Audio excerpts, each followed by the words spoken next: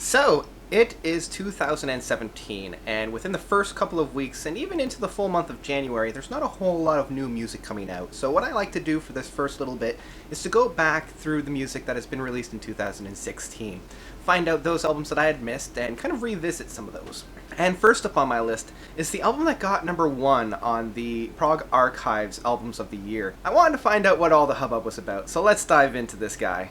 It's time to start the show.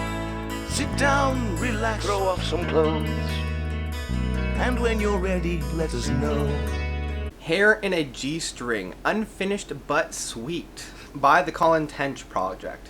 So Colin is a solo artist at the moment. He is the main guitarist from the Carvest Stone, and he decided to put out his own work. And this guy, the Hair in a G-String, is kind of an unfinished project, and it is kind of felt as such. It does feel more than a demo, but less than a full realized album, and that's not a knock against it. I do want to preface that just because it's labeled as unfinished, it doesn't necessarily mean that it isn't a beautiful work as its own. So I actually really like his biography on the Prog website, where he's going on to say he didn't really set out to be a progressive rock artist. When looking through all of his favorite artists, he did realize that they were all progressive, but they didn't start out or have that in mind to do so. It was more of a after effect that this label had been put onto them, as opposed to them trying to emulate that. And that's an ideology that I really, really love, and one that I grab onto. I find when artists come to the forefront with the idea of being a progressive rock artist, it kind of gets lost in the shuffle, and they don't really emulate what I believe the true essence of what progressive rock is. Now, that being said, this album does kind of fall within that gray area of whether or not it is a full-on progressive rock album, but I still believe that it's got enough essence on there to be considered as such, which is why it's known as a crossover prog album. Now, coming into the actual music on this album, I believe that it could be divided into three different types of songs. You have the overarching suite that kind of surrounds this album, that Hair in a G-String, parts 1, 2, 3, and then the 4B. And this really is the midpoint of, say, like a Venn diagram for these guys, where, so that would be like the first part. The second part are full-on songs, like finalized, realized, actual songs, and there's a couple of them on here. The first being I Can't See It Any Other Way, the second track, the sixth track being So Today, and then finally A Beautiful Feeling. Some of these songs actually do work. I do like And So Today, and I Can't See It Any Other Way does have some good points on it, but you can definitely feel the influences that Colin is bringing to the forefront. They sound very, very Beatle-esque, you know, that early and mid-60s rock. There's a lot of the harmonizations within it, and I know that's kind of like the idea that he had within a lot of these songs. The only drawback is A Beautiful Feeling, that 12th song. That is actually the lowest point on the album, and one that I just cannot get into. It feels very, very much like a soft rock song from like the late 70s, almost coming on to like a soft disco kind of a feeling. I just can't get into it. It's got almost like an Air Supply feel to it, and I can't do it. I cannot do it. But the last type of song that's on here, the third type, is that purely instrumental, kind of playing around with different themes and different ideas. And these songs are either like really, really great and really groundbreaking, or they're just okay. And they never actually get to the side of like being bad or ones that I want to skip on. Some of the ones that I really, really enjoy, the Mad Yeti and the Sad Brazilian. That Sad Brazilian, I love how dark this song feels, even though it's very acoustic at times. And I love where this song goes as well. This does feel more like it's a demo mix or some kind of a unpolished, unfinished work, but that adds to its, I guess, brilliance of it, because it does feel unfinished and it has that kind of flair of, you know, there's more to come and it's not quite ready to see the earth yet, but it's still here. You've got that really powerful hit near the midpoint, and when that hits, it's almost like a soundtrack that, say, a Hans Zimmer would write.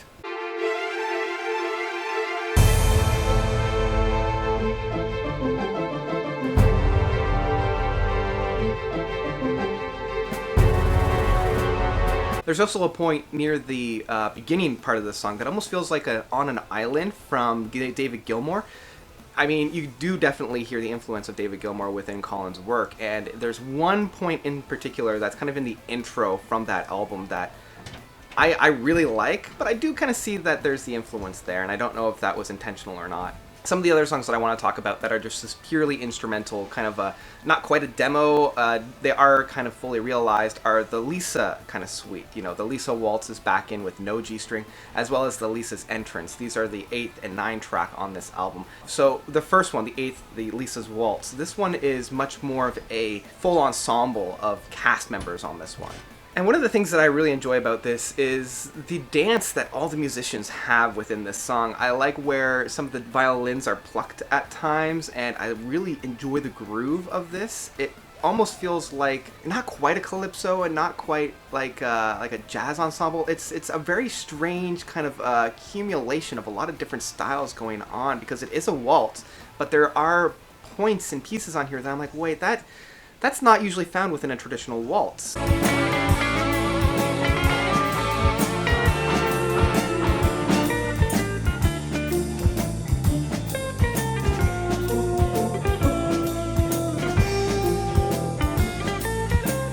And then this is led up with Lisa's entrance, which is a much more subdued song. And this reminds me of something that would have been found on like an Anthony Phillips or a very early Genesis song, like from the Trespass era. We've got the flutes, and we've got a very clean and crisp acoustic guitar. And it just that essence that we found within it is just a great treat on this. And then the last one that I want to talk about within this particular style that we found on this is the 11th song of La Palo Deprecianto. It's the 11th track on here, and it's got that kind of Spanish guitar feel on it. It's not quite as like in your face as a lot of Spanish guitars, but it is having that like classical Spanish guitar feel, and it's something that I wish more bands had played around with, especially within this type of musical style. So I like that feel that we have on this song. Now, one song that kind of goes in a completely different direction is the song that just precedes this one, of the something old, something new, something borrowed, and something screwed. There are 2 or 3 pieces on this that I know are from other artists. Like, it begins with almost like the Beatles of Because. By starting off this with a reimagining of Because, it's a really interesting kind of way, but instead of being in a major octave, it's a very minor key that it's playing in here, and that's an interesting take on that. And then halfway through the song, we also have In the Flesh, I believe it is, with the Pink Floyd song that starts off the wall. And so that's where we can see where there's something old and something borrowed. And then between those 2 slots, that's something new. It's definitely something that has just kind of been played around with. It's Colin's own ideas that are being fleshed out within it. And it's almost like a stream of thought. And a lot of this album can be called a stream of thought kind of an album. And I do enjoy that type of music where it does feel like it's not quite scripted, and I'll get to that idea in a little bit later.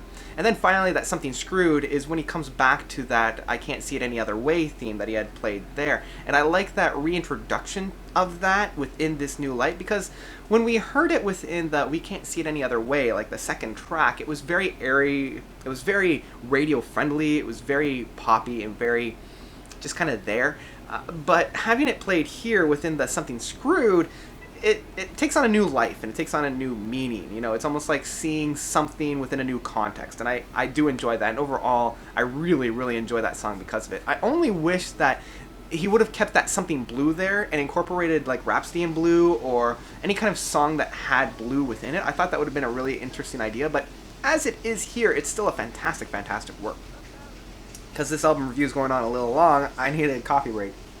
Okay, so coming into the final thing that I wanted to talk about, and the one that I hadn't touched yet, was that Hair in a G-String suite. The parts 1, which is the first song, part 2, the hairy part, which is the third song, part 3, the 7th song, and then finally part 4B. And the one thing that I want to talk about here is just how amazing this concept was when placed on this album. The opening part has the lyrics, and it's kind of a mesh between the 2 ideologies that we had on this album. It's got a lot of instrumental pieces, but it also has quite a bit of lyrics within it as well. Part 2 is a strictly instrumental piece, and I feel like it's almost like a Santana kind of a feel, just within the guitar work on it. It's also the shortest of the tracks of the Hair in a G-String. Part 3 is just a fantastic, fantastic ride, being the longest track on the entire album. And where this song goes is just all over the place, and it really combines Colin's quirkiness and fun, and that's something that I feel has been lost within music within the past like 3 or 4 decades. Just the air of fun. Like, this is why I really loved Haken's first album of Aquarius, was the amount of fun that the band was having within it. Almost like including a ragtime kind of feel within it, and I wish more bands had done something like this. And so you know that even though this album, you can tell that Colin has poured his heart and soul into this, it's not taken 100% seriously. Like, there are songs on here that are that serious, this is serious time, but within the Hair in a G String, that the suite that follows through, there's always this atmosphere of fun, and yes, the music is beautiful, but we shouldn't take it 100% seriously, and this is definitely brought to a head within Part 4B, the final track within this, and this, hands down, is my favorite part of the album, and this is one of the reasons why I regret doing the top 10 of 2016 so early, because I haven't gone through and listened to all the other ones, because this album would have been included in that top 10 had I known just with that one song alone of Part 4B. And I love the concept of the song, where the first half is just them trying to figure out what to call this song, because they can't really call it Part 4 because it doesn't really feel right? Because Part 4A just doesn't quite mesh well, but they can't call it Part 4B without having a Part 4A, so there's almost like this band argument that's going on within the first half of the song, and then once they finally solidify and be like, okay, yeah, we're going to call it Part 4B, that's when the real masterwork of Colin comes through within the guitars. And that play out within the end is just breathtaking, and probably one of the best guitar works that we've seen all year. The one part that I particularly like is just that fun aspect that we had. Like, there's that kind of a laughing track that's being felt on there, and it kind of reminds me of like one of my favorite Vines, and I hope I can find it to show you, but it's this one.